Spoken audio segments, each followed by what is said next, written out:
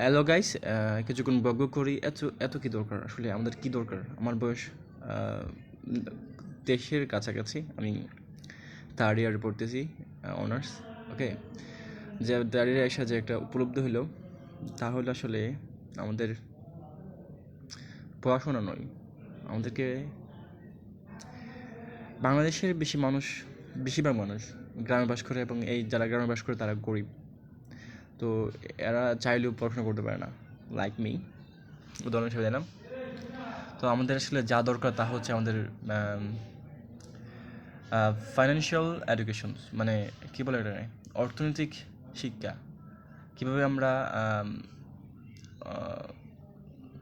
Cash flow বাড়াবো, কীভাবে আমরা ইনকাম বাড়াবো, কীভাবে আমরা ব্যবসা করবো, এটা আসলে আমাদের দরকার।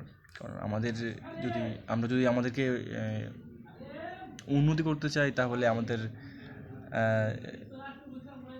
কী বলে এটাকে, এই অর্থনৈতিক শিক্ষা, বুঝছেন? কীভাবে একটা ব্যবসা দাঁড় করানো যায়, কীভাবে স্বাবলম্বী হওয়া যায়, এবং ব্যবসাকে একটা স্ট্যান্ডার্ড পর্যায়ে নেওয়া যায় না। ব্যবসা ছাড়া সব কিছুই জিরো জিরো। যেমন আমি যখন ক্লাস 6-এ ছিলাম, 2016-15 সালে, তো আমাদের স্যার আমাদেরকে পড়াশোনার গুরুত্ব বোঝানোর জন্য আমাদেরকে একটা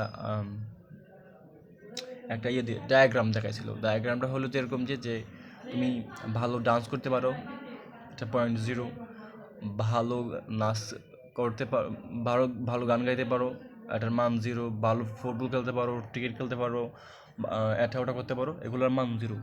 বুঝছো? এই জিরোগুলোর সামনে যদি তুমি একটা তুমি এবং এর পাশাপাশি তুমি যদি পড়াশোনা করতে পারো, তাহলে এর মান 1 হলে তোমার বাকি বাকি জিরোগুলোর মান বেড়ে যায়, মানে মান বেড়ে যায়। 1 ছাড়া, মানে লেখাপড়া ছাড়া তুমি ডান্স, খেলাধুলা, স্পোর্টস যাই বলো না কেন, এগুলো কোনো ভ্যালু থাকে না। এটা স্যার ডায়াগ্রামে দেখাছিল। তো আমি এই ডায়াগ্রামটা চেঞ্জ করে, মানে আমার যে উপলব্ধিটা হলো যে আমাদের ফাইন্যান্সিয়াল এডুকেশন লাগবে।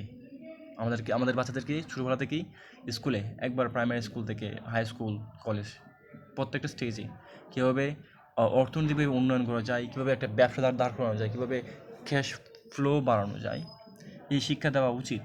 কারণ আপনি টাকা ছাড়া আপনি কোনো কিছু করতে পারবেন না। তো একটা শিশু যদি ছোটোবেলা থেকেই টাকা কীভাবে করতে হয়, গ্রো করতে হয়, একটা বিজনেস দাঁড় করতে হয়, এটা জানে, তাহলে সে আসলে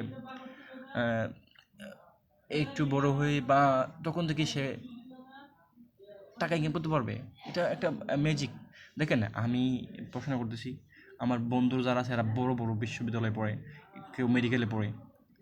যখন আমরা একসাথে মিট হই না, তখন বুঝতে পারি আমাদের মধ্যে কি অন্তর্সার শূন্যতা রয়েছে। আমরা বুঝতে পারি যে আমাদের মধ্যে আর্থিক দুর্বলতা রয়েছে।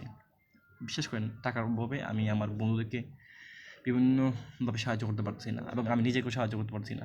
এটা একই ড্যাম। তো আমি যদি পড়াশোনার পাশাপাশি যদি ফাইন্যান্সিয়ালি ও এডুকেটেড হইতে পারতাম, তাহলে কিন্তু আমি আজকে দাঁড়াতে পারতাম, একটু ফ্রিলি একটা কিছু করতে পারতাম, একটু মুক্ত চিন্তা করতে পারতাম। কিন্তু টাকা ছাড়াও নয়, বাকি বলুন জিরো জিরো। আপনি টাকা ছাড়া ভালো পড়ালেখা করেন, জিরো। খেলাধুলা, নাচ গান, সিনেমা, যে কোনোতে আপনি পারদর্শী হন, সবগুলো জিরো জিরো জিরো।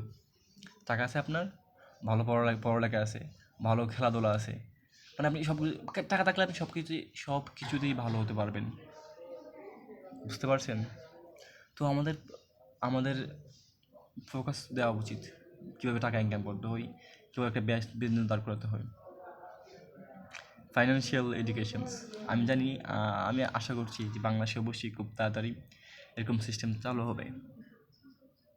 সি